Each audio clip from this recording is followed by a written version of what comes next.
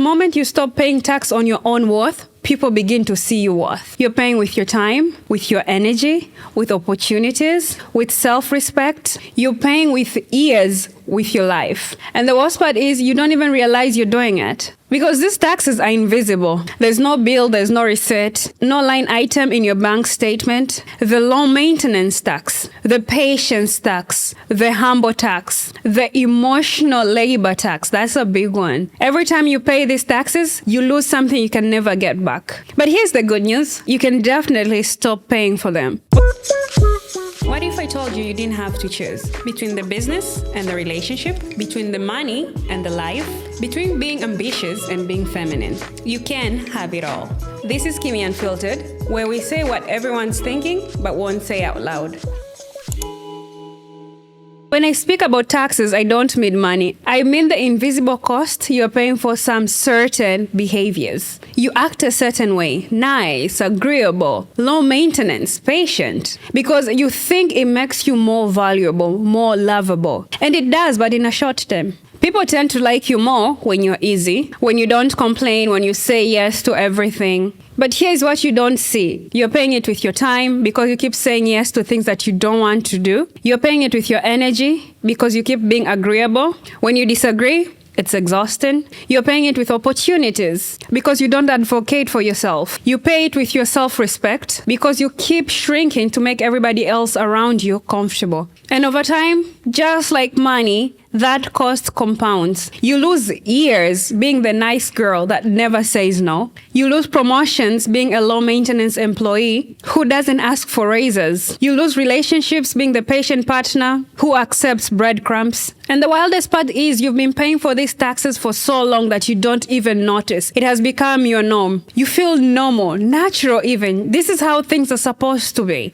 But they're not. These are choices you're making, but you can stop making them at any time. And I want to let you in on one of the taxes that has costed me the most, the patient tax. I paid it from the age of 23 to 25, 2 years of my life that I'll never get back. I was patient with a guy in a relationship that had no business being. I was patient with a job that kept promising me a promotion that never came. I was patient in one-sided friendships. And I stayed way longer than I needed to. And I lost 2 years in which I'll never get back. In my head, I thought patience was a virtue. That waiting meant that I was mature. I was the big one in the room. That being understanding made me a good person. But patience without a deadline, it's just passivity. And passivity cost me in my mid-20s. But today, we're saying no more. So today we're going to address the 5 invisible taxes that we keep paying for. And when we get to the patient tax, pay attention because that's the one that broke me the most. But first, let's start with the tax that you're probably paying for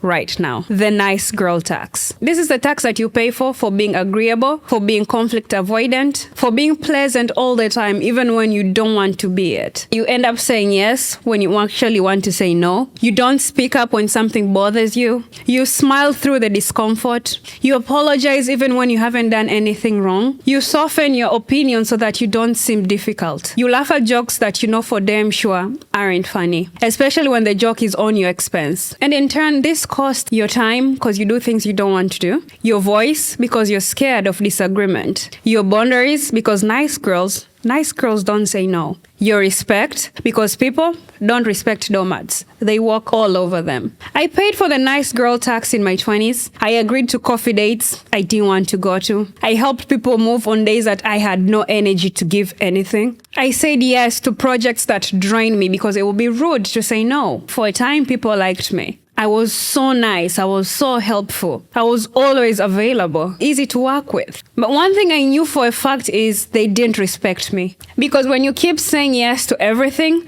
at the end of the day, your yes means nothing. When you never disagree, your agreement holds no weight. And when you're nice to everyone, you're special to no one. And I spent most of my 20s being exhausted. Exhausted from performing the nice girl role when I had my own opinions, boundaries, and limits. But the moment I started saying no, the right people stayed and the wrong ones said I changed and some walked away. So if this ever happens to you, good on you. Because being nice doesn't make people like you more. They respect you less every single time. But it's not too late because we can actually stop paying for this nice girl tax. And here's how to easily do it. Number one, stop apologizing when you haven't done anything wrong. The next time you catch yourself saying, sorry, can I ask you a question? You don't have anything to apologize for it. Just ask the question. You don't need to apologize for existing. Number two, practice saying no without explanation. Can you assist on this project? No, that doesn't work for me. Period. You don't need to offer further than that. That's a fully sufficient sentence on its own. There's no point of saying, no, I'm busy. No, my schedule is crazy. No, let's try next week when I have less workload on my plate. Just no, that doesn't work for me. Full stop. Number three, I like this one. Let people be uncomfortable in your boundaries. When this happens, people will be like, whoa, you have changed, and that's good. Some will even go out of their way and say, you're not as fun anymore. And that's even better because you were never fun to begin with. You were performing, and this is the real you. The nice girl tax, that is expensive, and we have been paying it for all of our life. It's high time we stop. Number two is the low maintenance tax. This is the costs you pay for pretending you do not have needs, standards, preference, or expectations. This is how it looks like in real life. It's saying things like, I'm easy, I'm not picky, I don't care, you choose. Whatever it is you want, I'm good. You don't want to ask for what you need because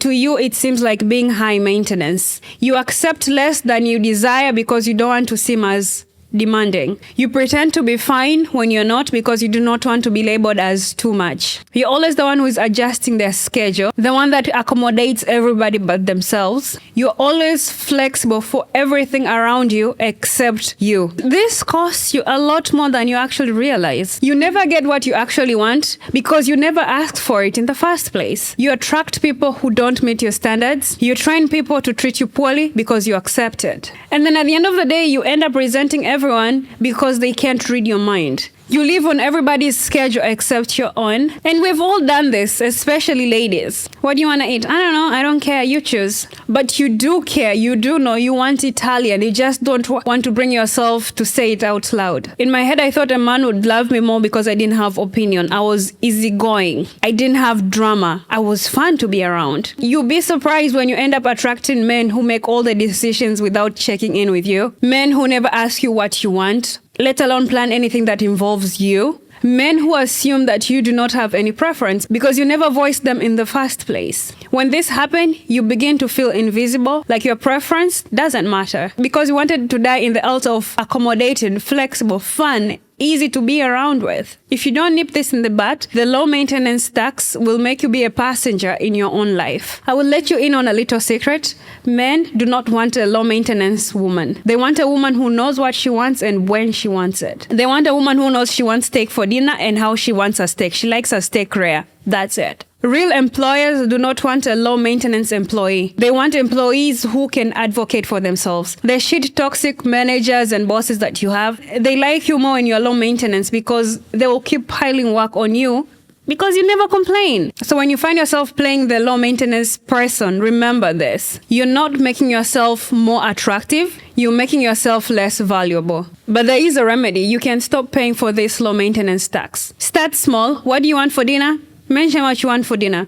I want pizza, I want Italian, I want Indian, I want Chinese. Whatever it is, even if you don't feel like it, have a choice. Never offer no, I don't care, because you do care, especially if it's small. Stop calling standards high maintenance. They're not high maintenance, they're just standards. And having standards, that's non-negotiable. When you're getting to know a person and this is your statement, I need a person who texts me back within reasonable hours, that's not being high maintenance, that's just having standards. You're setting your boundaries on communication and the kind of communication you expect from your partner. What you need to do is own your standards. Number 3, let the people that can't meet your standards walk away. If you end up with a person who thinks your needs are too much for them, that's not the right person. The low maintenance tax is costing you everything that you want, and it's time to stop it. Okay, number 3, the patience tax. This is the one that cost me the most. This is the cost you pay for being patient with people. situations, timelines for things that are never going to change. I'll be patient while he figures out what he wants. I'll be patient while my boss decides my promotion. I'll be patient while this relationship improves. I'll be patient when this friendship becomes reciprocal. And in turn, you end up losing years being patient with men who are never going to choose you. Years in a job that, one, you hate and they're never going to promote you. Years being patient instead of moving on and healing. And let me tell you how I know this, because it did happen to me. I was 27, working a job that I thought had potential, and my employee at the time brought in a new hire, a daughter of a friend of his. Somehow, someway, we were both on the same level. That is fine. I had to train her to do a job, but that is fine. I ended up finding that she was making twice what I was taking home. By the time I had 2 degrees, I had my bachelor's, I had my master's. She had a diploma. The first time I noticed this, I was like, first of all, this has to be an error. They'll rectify it. Why wouldn't they? I've done nothing than give myself off to this company. They'll definitely rectify it. So I waited. 6 months went by. Nothing happened. A year down the line, nothing happened. And at this point, I'm pretty sure you think I left. I didn't. I stayed there for 2 years, believing they will fix it, being patient. And you know what I learned? They were never gonna fix it. Be patient is what people say when they want you to wait while they decide if you're worth it or not. In jobs, it means be patient while we decide if you're worth the promotion. In relationship, it's being patient while I figure out if it's you that I want. This translates to I'm keeping you while I wait for something better. And I was patient. Don't get me wrong. I paid the patient tax for 2 years. And you know what happened? Nothing changed for a whole damn 2 years. Not my salary. It was never an error. That was deliberate. Not their respect for me. The only thing that ended up changing is I got 2 years older. 2 years I could have spent negotiating for what I was worth. 2 years looking for a job and an employer who would have valued me. 2 years building skills that will have actually propelled me for a better income in a new job. If anything, moving on. I was being the nice girl, being patient, paying my dues. So here's what I learned. Patience is not a virtue if it ends up costing your values. Patience is beautiful if you're building something. Patience is powerful if you're learning something. Patience is valuable if there's evidence of progress. But being patient with people that actually undervalue you, that is not patience. That's just self-abandonment. But here's what the 27-year-old me should have done. Month 1, when I discovered the pay discrepancy, address it immediately. I need to understand why somebody with less experience and lower qualifications is earning twice my salary. What's the plan to correct this? Month 2, call or ask for meeting number 2 and ask the update. If nothing happens, set a deadline. And in month 3, if nothing changes, girl, stand up and leave. And while you're making all this, obviously you should be on the hunt for greener pastures. So here's what I need you to learn from my mistake. If you're being patient with a situation that's not changing, you're not being patient, you're just passive. And there is a difference between the two. Patience is giving something time while there's evidence of progress. Passivity is accepting lack of effort and naming it patiency. You need to know the difference. So here's how you stop paying the patience tax. Number 1, set a deadline. Tell yourself I'm giving it 90 days, a week, a month, whatever you're comfortable with. If nothing happens, I'm walking away. And this does not mean I'm giving it a year. The maximum you can give to a situation that's not changing is 90 days. Work out a plan and remember your deadline. Number 2, look for evidences, not promise. Are they doing anything different or they're just saying, we're working on it? Action, change. Words are free. Number 3, the moment you notice nothing is changing, move. Not after one more conversation, not after giving them one more chance to explain themselves. The patience tax is the most expensive tax you'll ever pay because you're paying it with your time, and time is the one resource that you can never get back. Stop waiting for situations that aren't changing. Stop giving years to people who don't even appreciate your effort or reciprocate the effort that you give them. The patient tax costed me 2 years and a couple $1,000. Don't let it cost you the same. Tax number 4, the humble tax. This is a cost you pay for downplaying your success, your skills, your expertise, and your values. How does this look like? Somebody compliments you, you downplay it. Somebody asks about your success, you minimize it. Somebody recognizes your achievement, you credit somebody else. You don't share your wins because you don't want to be seen like you're bragging. You undersell yourself in interviews, promotion, negotiations. It costs you money because you don't negotiate. It costs you opportunities because you don't put yourself out there. Respect because you teach people to undervalue you. Confidence because you never let people be proud of you. I'll show you how this plays out in real life. You are in a networking event with decision makers, capital, opportunities. And then somebody comes to you and asks you, what do you do? And this is your response, oh, I run something small, nothing too big. This could be somebody who was actively looking for your service, but you had to undersell yourself. From that brief interaction, here's what they hear. Small, unsure, and definitely not ready. So they nod politely, move on and talk to the next person. But here's what that particular moment costs you. A conversation, a partnership, a funding opportunity, a door that you didn't even realize could open. And not because you weren't qualified, because you had to go out of your way to stay humble. If the situation was reversed, this is how the interaction should have gone. I run an X business. We serve high-end clients and we are on a growth path. And what do you do? See, those two interactions are quite different. One inspires confidence. The other one is like, this is just a person finding themselves. That particular conversation, that's all you had to do. It didn't come out loud, arrogant, and that's on humble tax. The cost you pay for downplaying your reality to make everybody else around you comfortable. Where you find yourself softening your language so that you don't come out as too much. When you think clarity equals to ego, and it doesn't. When you minimize the success, you don't look relatable. You just look unavailable for the very opportunities that you say you want. You need to state your value clearly and let them decide if they're interested or not. Because humility, it doesn't require self-erasure. And confidence does not require permission. That's the tax. And no, it's not arrogance. Arrogance is ugly, but owning your success, stating your value, celebrating your wins, that's not arrogancy, that's accuracy. And you need to differentiate the two. At the end of the day, the person who gets really hurt by the humble tax, it's you. But here's how you stop paying the humble tax. Number one, stop deflecting from compliments. Thank you is a full sentence. The, oh no, it's nothing. Nobody asked for that. You don't need to say, no, I got lucky. You don't need to say anyone could have done this. Just say thank you.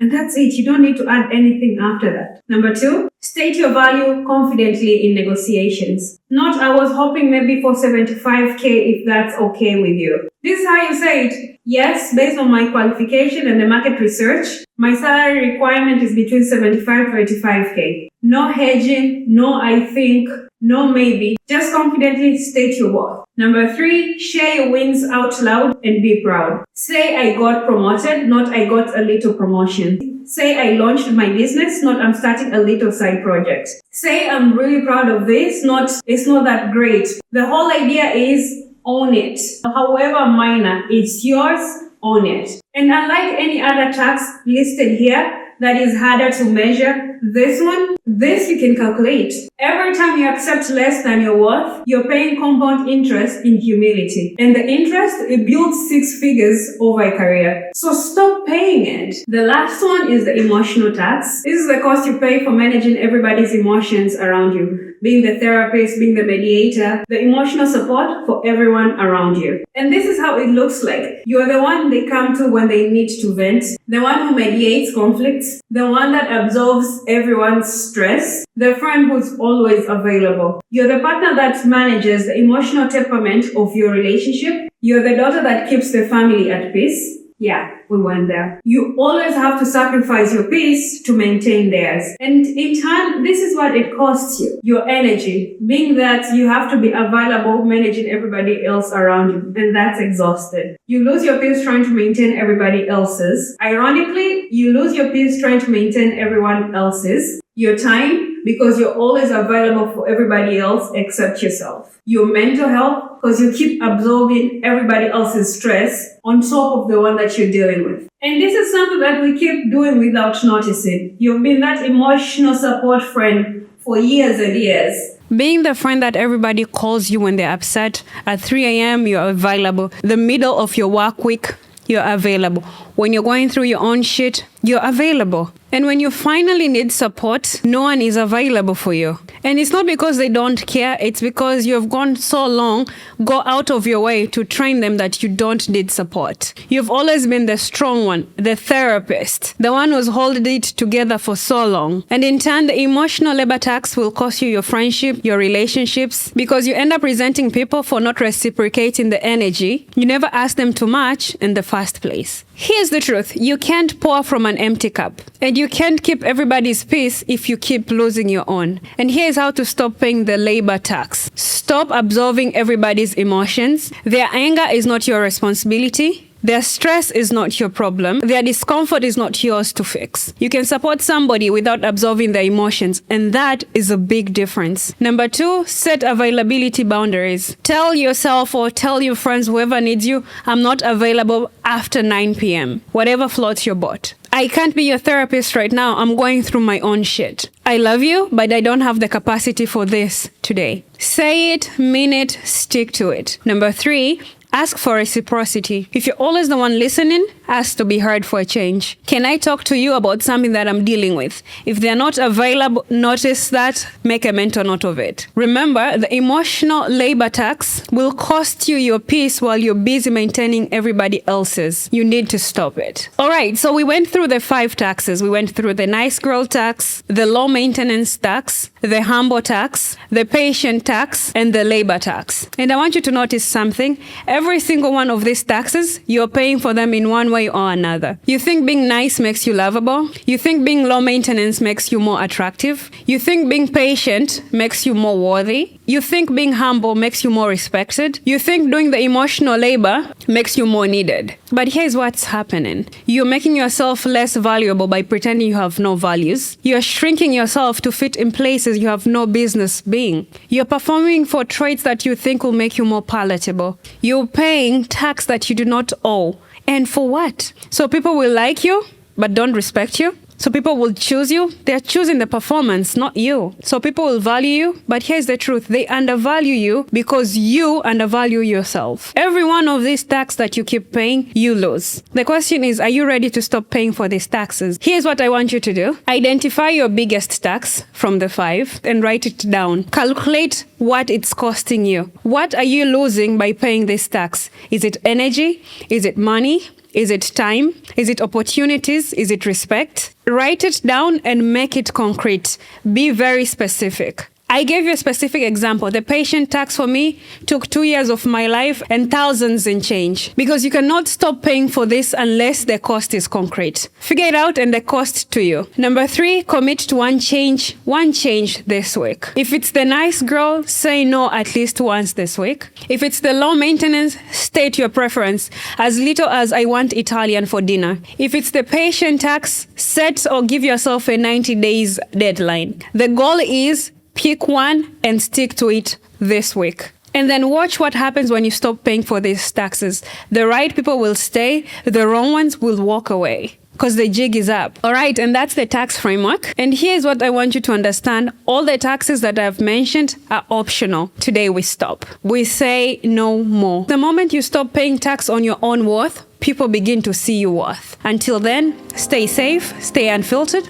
Bye! And that's it for today's episode. Remember, you can actually have it all. You don't need to apologize for it. I'm Kymmiee, and this is Kymmiee Unfiltered. If this episode hit home, share it with somebody who needs to hear it the most. Until next Thursday, bye!